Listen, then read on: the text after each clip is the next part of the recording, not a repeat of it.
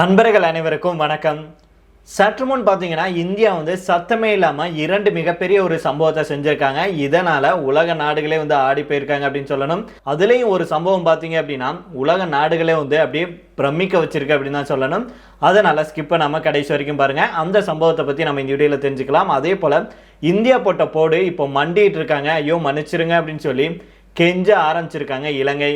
அப்படி இந்தியா என்ன சொல்லிட்டாங்க, எந்த விஷயத்தில் மண்டிட்டு இருக்காங்க அப்படிங்கிற தகவலையும் நம்ம இந்த வீடியோவில் தெரிஞ்சுக்கலாம். அதை தொடர்ந்து கடைசியாக பார்த்தீங்கன்னா சாட்டையை சுழற்றிய ட்ரம்ப் அவர்கள் உடனடியாக பல்ட்டி அடித்து சீனா இறங்கி வந்திருக்காங்க, பணிஞ்சிருக்காங்க அப்படின்னு சொல்லப்படுது. இது எந்த விஷயத்தில் அப்படிங்கிறத நம்ம இந்த வீடியோவில் தெரிஞ்சுக்க போகிறோம். அதுக்கு முன்னாடி நம்முடைய சேனலை சப்ஸ்கிரைப் பண்ணாமல் பார்த்துட்டு இருக்கீங்களா, உடனடியாக சப்ஸ்கிரைப் பண்ணிக்கோங்க. புதுசாக நம்முடைய வீடியோ பார்த்துட்டு இருக்கும் பல நண்பர்கள் இன்னைக்கு தான் நம்முடைய வீடியோவை ஃபர்ஸ்ட் டைம் பார்க்குறீங்க அப்படின்னா நீங்களாம் சப்ஸ்கிரைப் பண்ணாமலே பார்த்துட்டு இருப்பீங்க. அதனால் உடனடியாக கீழே இருக்கும் சப்ஸ்கிரைப் பட்டனை தட்டி அந்த பெல் ஐகானை கிளிக் பண்ணிக்கோங்க. அப்பதான் நம்ம வீடியோ போட்ட உடனே உங்களுக்கு நோட்டிபிகேஷன் வரும். இப்போ வாங்க வீடியோக்குள்ள போயிடலாம். விண்வெளி துறையில பல்வேறு சாதனைகளை படிச்சுட்டு வர்றாங்க இஸ்ரோ. இந்த நிலையில தான் ஆந்திர மாநிலம் ஸ்ரீஹரிகோட்டாவில் இருக்கும் சதீஷ் தவான் விண்வெளி ஏவுதளத்திலிருந்து இன்னைக்கு அதிகாலையில சரியா சொல்லணும்னா 6:23 பாத்தீங்கன்னா GSLV F-15 அப்படிங்கிற 100வது ராக்கெட்டை இஸ்ரோ வெற்றிகரமாக ஏவி இருக்காங்க. இது NVS-2 அப்படிங்கிற செயற்கைக்கோளை விண்ணுக்கு சுமந்து சென்றது.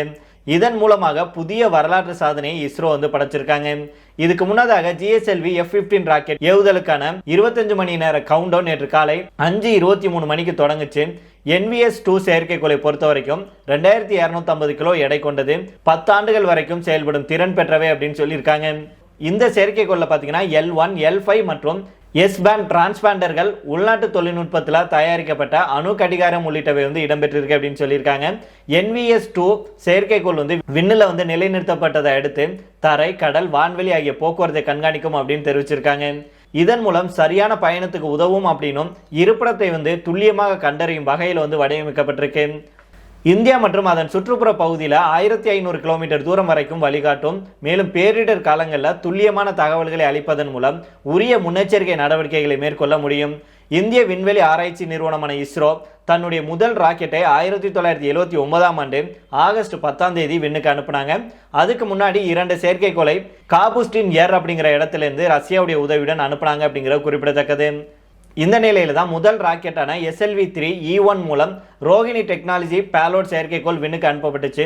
அதுக்கப்புறமா 46 ஆண்டுகள் ஆன நிலையில தன்னுடைய 100வது ராக்கெட்டை இஸ்ரோ இன்னைக்கு ஏவிருக்காங்க. இது விண்வெளி துறையில புதிய மைல்கல் ஆகும் அப்படின்னு சொல்லியிருக்காங்க. சமீபத்தில் தான் இஸ்ரோவுடைய புதிய தலைவராக வி நாராயணன் அவர்கள் பதவியேற்றாங்க. இவருடைய தலைமையில் ஏவப்படும் முதல் ராக்கெட் GSLV F-15 அப்படிங்கிறது குறிப்பிடத்தக்கது. இந்த ஏவுதளத்திலிருந்து இதுக்கு முன்னாடி பார்த்தீங்கன்னா பல முக்கியமான ராக்கெட்டுகள்லாம் வெற்றிகரமாக ஏவப்பட்டிருக்கு. அதில் சில தோல்விகளும் ஏற்பட்டிருக்கு அப்படிங்கிறத நாம் ஒப்புக்கொள்ள தான் வேணும். ஆனால் இன்னைக்கு 100வது ராக்கெட் வெற்றிகரமாக ஏவப்பட்டு மிகப்பெரிய ஒரு சாதனை படைச்சிருக்காங்க, சரித்திரம் படைச்சிருக்காங்க இந்தியா அப்படின்னு தான் நம்ம சொல்லணும். இதே போல இந்தியாவுடைய இன்னொரு சம்பவம் சரித்திரம் என்ன அப்படின்னா அபுதாபியில் ரைஸ்னா மத்திய கிழக்கு அப்படிங்கிற ஒரு நிகழ்ச்சி கடந்த 27ஆம் தேதி ஆரம்பிச்சு இன்னைக்கு வரைக்கும் நடந்துட்டு வருது. இந்த நிகழ்ச்சி இன்னையோட முடிவடையுது. 3 நாட்கள் நடந்த இந்த நிகழ்ச்சியில இந்தியா சார்பாக நம்முடைய மத்திய வெளியுறவுத்துறை அமைச்சரான எஸ் ஜெய்சங்கர் அவர்கள் கலந்து கொண்டாங்க.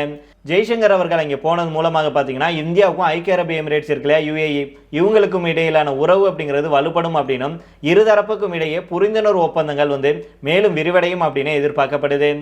இந்த நிகழ்ச்சியுடைய தொடக்க விழாவில் ஜெய்சங்கர் அவர்கள் பேசியிருக்காங்க. அப்போது அவர் என்ன சொல்றாருன்னா உலகின் நுழைவு வாயிலே இந்த மத்திய கிழக்கு நாடுகள் தான் அப்படின்னு சொல்லியிருக்கிறாரு. மேலும் அவர் என்ன சொல்றாருன்னா இந்தியா மத்திய கிழக்கு நாடுகள் இடையில வரலாற்று ரீதியில மிக நீண்ட உறவு நீடிச்சிட்டு வருது.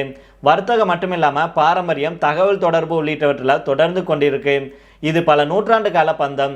இரு தரப்புக்கும் இடையில கிட்டத்தட்ட $160 பில்லியன் வர்த்தகம் நடைபெற்று இருக்கு அப்படின்னு ஜெய்சங்கர் அவர்கள் சொல்லியிருக்காங்க. அதுலேயும் குறிப்பாக எரிசக்தி, தொழில்நுட்பம், உள்கட்டமைப்பு, கல்வி ஆகிய துறைகளில் இரு தரப்பும் கைகோர்த்து செயல்பட்டு வர்றோம். மத்திய தரைக்கடலையும் தாண்டி இந்தியாவுடைய ஆர்வம் அதிகரித்த வண்ணம் இருக்கு. குறிப்பாக மத்திய தரைக்கடலுடைய வருடாந்திர வணிகம் அப்படிங்கிறது $80 பில்லியன் ஆகும். இந்த பகுதியில் விமான நிலையங்கள், துறைமுகங்கள், ரயில்வே, பாஸ்பேட், கிரீன் ஹைட்ரஜன், இரும்பு, ஆழ்கடல் கேபிள்கள் உள்ளிட்ட திட்டங்களில் இந்தியா பங்காற்றிட்டு வர்றாங்க அப்படின்னும் ஜெய்சங்கர் அவர்கள் சொல்லியிருக்காங்க. மேலும் வளைகுடா நாடுகளில் பார்த்தோம்னா 90 லட்சத்துக்கும் மேற்பட்ட இந்தியர்கள் வந்து வசிச்சுட்டு இருக்காங்க. அதனால இந்த நாடுகளில் நம்முடைய பங்களிப்பு அப்படிங்கிறது பரவலானது மற்றும் மிகவும் முக்கியமானது அப்படின்னு ஜெய்சங்கர் அவர்கள் அழுத்தம் திருத்தமாக சொல்லியிருக்காரு. மேலும் சர்வதேச அளவில் பார்த்தோம்னா செமி கண்டக்டர்கள், எலக்ட்ரிக் மொபிலிட்டி அப்படின்னு பல புதிய தொழில்களுக்கான தேவை வந்து அதிகரிச்சிருக்கு. இந்த நிலையில அதற்கேற்ப திறன்களை வந்து நாம வளர்க்கணும், அதே போல திறமையானவர்களை வந்து உருவாக்கவும் கட்டாயம் வந்து ஏற்பட்டிருக்கு அப்படின்னும் ஜெய்சங்கர் அவர்கள் சொல்லியிருக்காங்க. இது மட்டும் இல்லாமல் இந்த விஷயங்கள்ல வளைகுடா நாடுகள் வந்து ட்ரெண்ட் செட்டர்களாக அமைஞ்சிருக்காங்க. இப்படிப்பட்ட சூழல்ல தான் இந்தியாவுடனான உறவு வலுப்படுத்துவது பல்வேறு விதங்களில் உதவிகரமாக இருக்கும் அப்படின்னு எதிர்பார்க்கப்படுது அப்படின்னும் ஜெய்சங்கர் அவர்கள் சொல்லியிருக்காங்க. மேலும் இந்தியாவுக்கும் யுஏக்கும் இடையே ஒரு நல்ல நட்பு இருக்கு, இந்த நட்பு தொடர்றதுக்கு இந்தியா விரும்புறாங்க அப்படின்னும் இதன் மூலமாக பல திட்டங்கள் வந்து கையில் இருக்கு அப்படின்னும் வரும் காலங்களில் இதன் மூலமாக இந்த திட்டம் வந்து மேலும் வலுப்பெறும் அப்படின்னே சொல்லியிருந்தாரு. இதை தொடர்ந்து இலங்கை சம்பந்தமான செய்தி என்ன அப்படின்னு பார்த்தோம்னா, நேற்று கூட நம்ம அந்த செய்தி பார்த்தோம்னா, அதாவது நம்முடைய இந்திய மீனவர்கள் மேல இலங்கை கடற்படையினர் வந்து துப்பாக்கி சூடு நடத்தினாங்க அப்படின்னு. இது சம்பந்தமாக தான் இன்னைக்கு ஒரு முக்கியமான அப்டேட் ஒன்று கிடைச்சிருக்கு.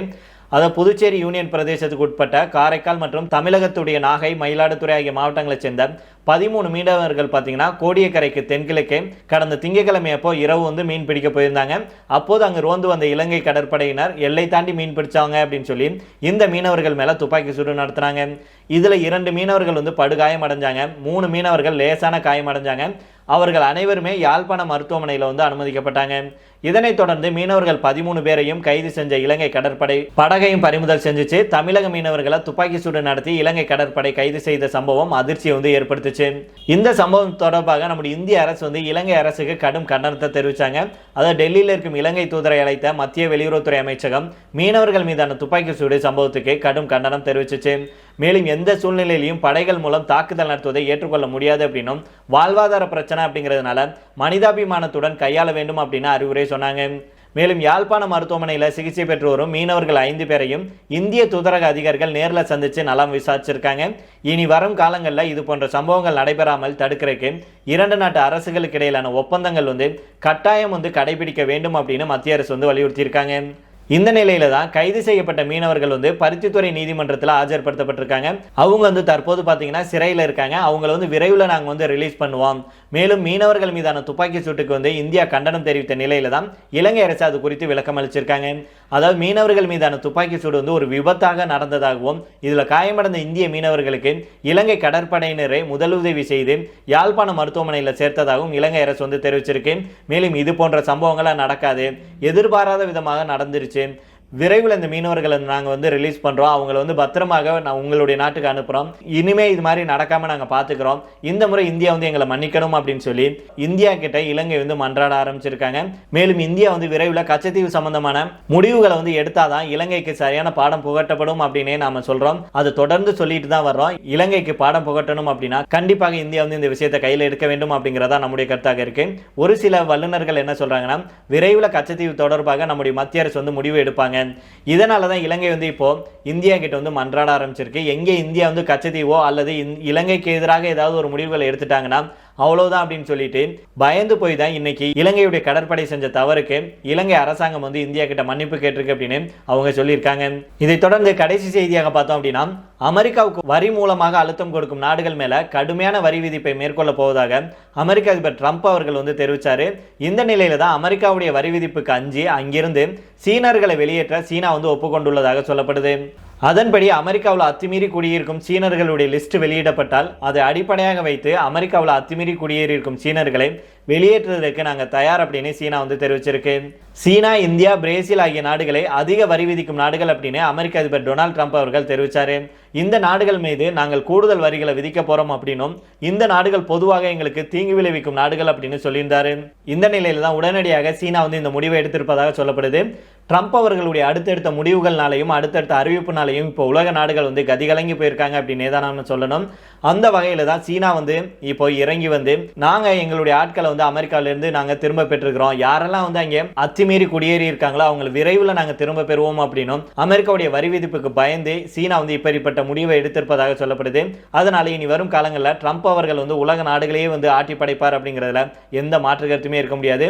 அவர் எடுக்க போகும் அடுத்தடுத்த முடிவுகள் பற்றி உலக நாடுகளே வந்து இங்கே இனி என்ன நடக்க போகுது அப்படின்னு உட்காந்து யோசிப்பாங்க, பீதியில் இருப்பாங்க அப்படின்னு சொல்லப்படுது. இது இந்தியாவுக்கு எந்த அளவுக்கு பாதிப்பை ஏற்படுத்தும் அப்படிங்கிறத நாம வரும் காலங்களில் தெரிந்து கொள்ளலாம். சரி நண்பர்கள், இதோட நாம் இந்த வீடியோ முடித்துக் கொள்ளலாம். இதை பற்றி உங்களுடைய கருத்துக்களையும் கீழே உள்ள கமெண்ட் பாக்ஸில் சொல்லுங்க. மீண்டும் நாளை வேற ஒரு செய்திகளுடன் உங்களை சந்திக்கிறேன். நன்றி, வணக்கம்.